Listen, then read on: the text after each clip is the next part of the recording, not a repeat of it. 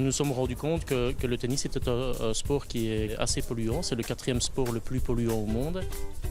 Il est de notre devoir en tant que fédération de trouver une solution pour que le produit avec lequel nous jouons, c'est-à-dire la balle principalement et son contenant aussi, soit recyclé ou en tous les cas récupéré et ne termine pas son chemin directement dans les parcs à containers et dans les encombrants et dans les poubelles ménagères, mais justement nous permettre de valoriser le produit.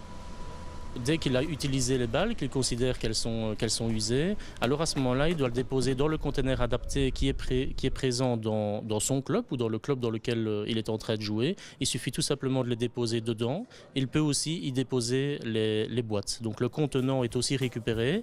Alors soit il est valorisé si c'est un contenant en aluminium, si c'est un contenant en plastique, nous devons encore travailler un petit peu sur la méthode de récupération. Mais quoi qu'il en soit, c'est récupéré, c'est trié et c'est valorisé. Au départ, c'était pas évident parce que tout le monde mettait ses balles dans les poubelles ménagères.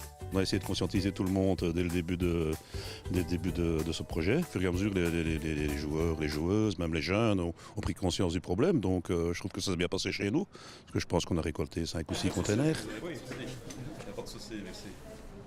Sur base de statistiques déjà réalisées dans d'autres pays, notamment en France. Et donc nous avions fixé un objectif de 40 000 balles à récupérer pour cette première édition. 6 mois plus tard, nous pouvons maintenant être très fiers puisqu'on a comptabilisé 50 000 balles récupérées, sachant aussi bien sûr qu'au vu du nombre d'affiliés qu'il existe et qu'il y a au sein de la fédération, nous pouvons franchement faire encore beaucoup mieux. Je crois que d'office, tout public est favorable à sauvegarder la planète. Maintenant, prendre des initiatives de leur part, c'est difficile, mais à partir du moment où on leur tend les bras avec des containers qui sont dans leur club, leur proposer de mettre les balles dedans, c'est quand même pas un gros effort. De toute façon, avec ces balles-là, ils n'en faisaient rien. Et enfin, de susciter aussi l'engouement par des récompenses pour les clubs qui jouent le mieux le jeu. Je crois que tous les ingrédients étaient là pour favoriser leur attitude. Nous, grâce à l'intervention du ministre Di Antonio, nous avons pu amorcer la pompe, c'est-à-dire que nous avons pu alors mettre en œuvre les frais fixes pour pouvoir commencer l'opération. Nous en sommes bien sûr très contents et espérons pouvoir continuer sur cette lignée.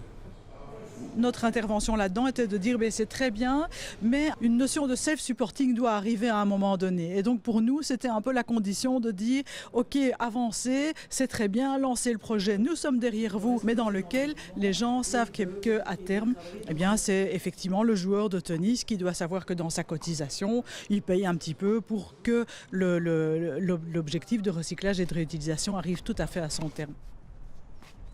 Au niveau de la deuxième année, donc la saison prochaine, nous avons plusieurs objectifs. Le premier objectif, c'est de pouvoir permettre à d'autres clubs d'être fournis en containers, puisque pour l'instant, 250 clubs sur les 360 AFT ont été livrés.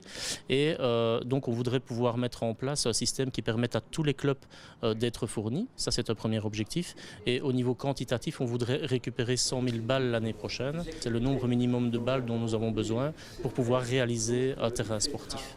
Aucun objectif lucratif dans l'opération.